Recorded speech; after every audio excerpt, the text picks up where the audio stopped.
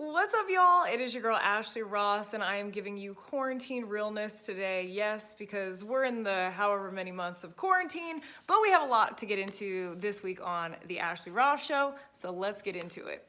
I don't know why, but whenever I pick the Lions or the Bears, they seem to win. Now, obviously, I don't pick them every week, but whenever I pick them, they have good games. And this was no different. I did, for a smidge, think that maybe the Texans could pull this off because of how their last game ended with Deshaun and the towel on the sideline. But then I was like, if you look at the personnel between the Texans and the Bears, it was just unevenly balanced. You know, I mean, 7 sacks on the day. Deshaun, he was just under duress left and right. The Texans, they have their issues. Bears, good for them. I think this is a good morale victory. You know, I really laid into Mitchell Trubisky a few weeks ago. He had a decent game, so go da Bears.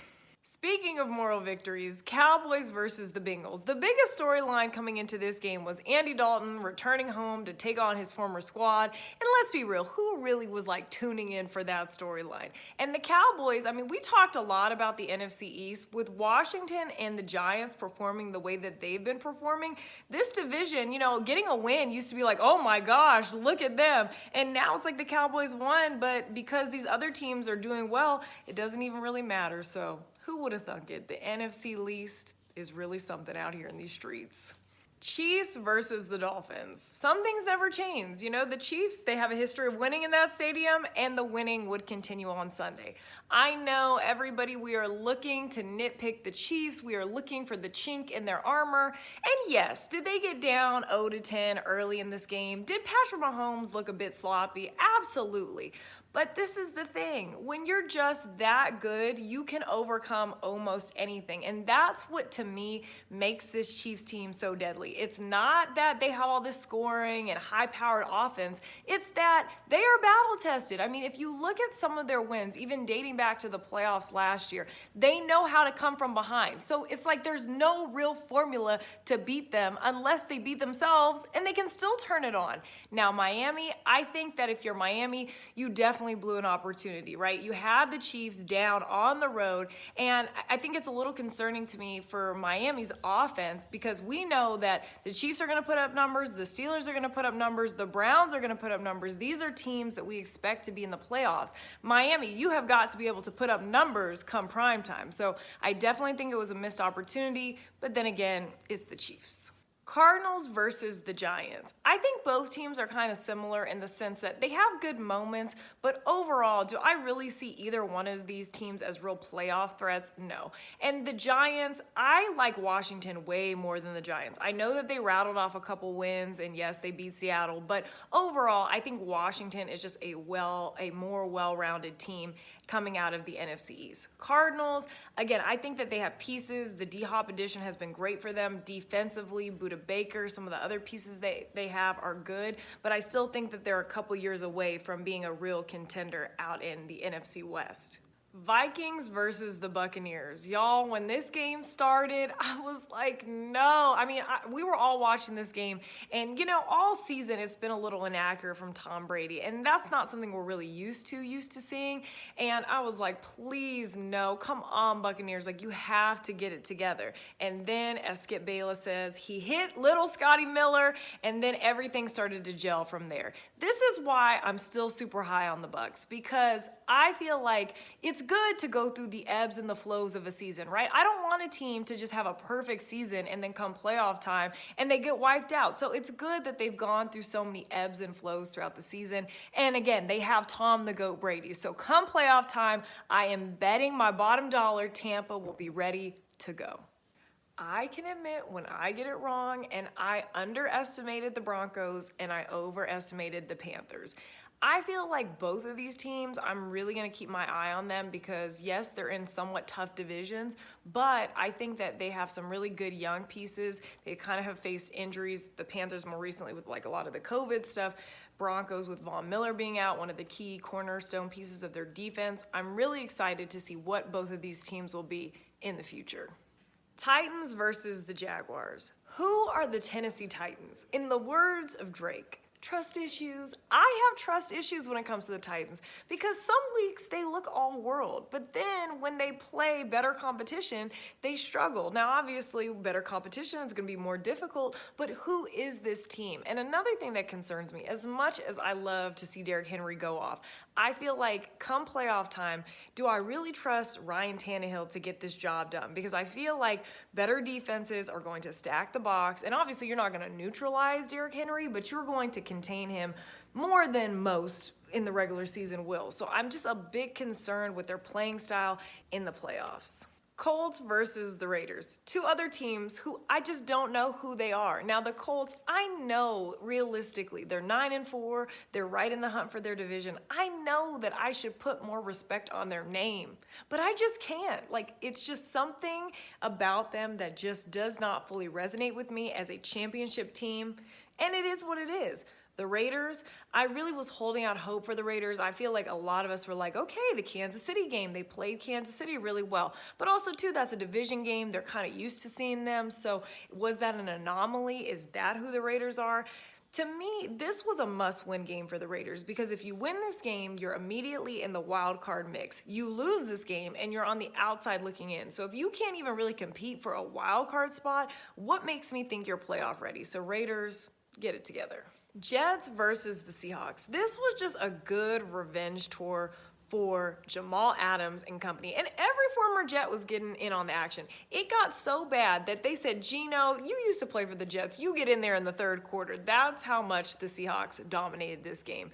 Did we really think this game was in doubt? Well, after losing to the Giants, anything could happen. But Seattle, they got their act together this game. Like I said, up and down all season. But come playoff time, we will be ready. Both of these teams tried to find a way to lose. I mean, Atlanta was like, here you go, Chargers. And then the Chargers like, here you go, Atlanta. And then Atlanta was like, oh, nope, just kidding. Here you go again. This game, I don't know why I really picked the Chargers. My logic was what goes down must eventually come back up. And the Chargers have been down so long that I said, okay, Atlanta, this is a good shot that they can get a win. And both teams are very, very sus. But shout out to Badgley. Badgley came through because I needed this game for my family picks, which I won, and now I'm in the lead. So shout out to Badgley for coming through with the kick. Come on, Chargers. I need this. Let's go, Badgley. Come on, Badgley. Come on, baby. Come on, baby. Bring it home for the squad. Bring it home for the squad, Badgley.